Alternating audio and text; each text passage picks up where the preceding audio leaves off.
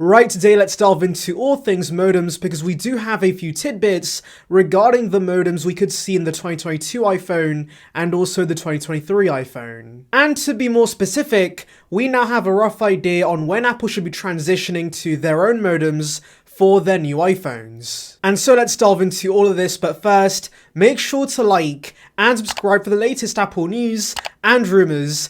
And with that being said, let's just talk in. Right, so Qualcomm recently had an investor day and they basically gave us estimates for how many modems they're going to be producing for the iPhone 14 and also 15. And well, beginning with the 14, it's pretty straightforward because much like the iPhone 13 and 12, this is going to be using Qualcomm modems across the world. Specifically, we should see the X65 modem that Qualcomm announced a few months ago. Now, what are the improvements with the X65 modem compared to the X16, the iPhone 13? Well, we should see better power efficiency with Qualcomm 5G PowerWave 2.0.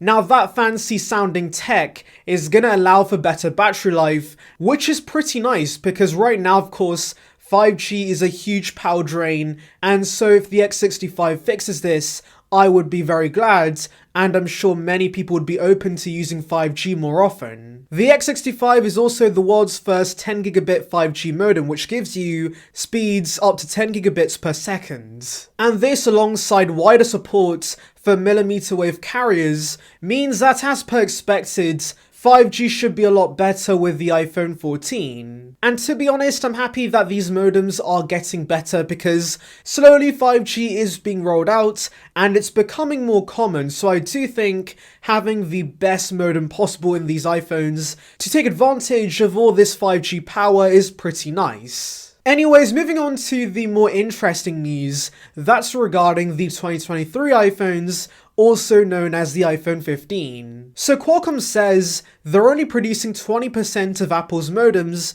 for the 2023 iPhones.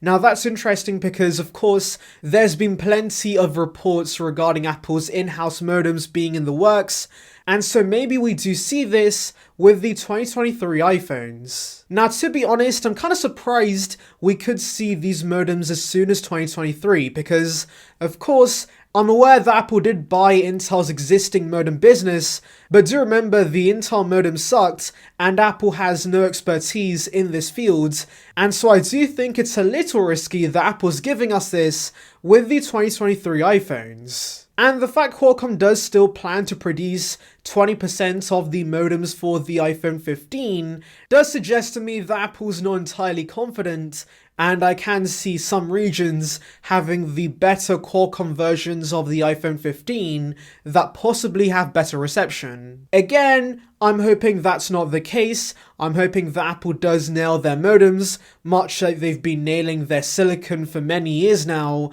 but of course, since they have no expertise in this field, I'm a little wary. There is some hope though, because again, like Qualcomm says, these are estimates, and so I'm sure that if these modems aren't good enough, Apple's just going to go back to Qualcomm and continue using them as the main supplier for the 5G modems in the new iPhones. But tell me in the comments below, guys, do you think Apple's going to nail their modems on the first try, or are you also pretty cautious of these modems? Tell me in the comments below. Anyways, thank you for watching, guys. Make sure to like and subscribe for the latest Apple news and rumors. Check out the video in the icon above on details regarding the M1 Max iMac. And on that note, I'll see you guys in the next one. See ya, peeps.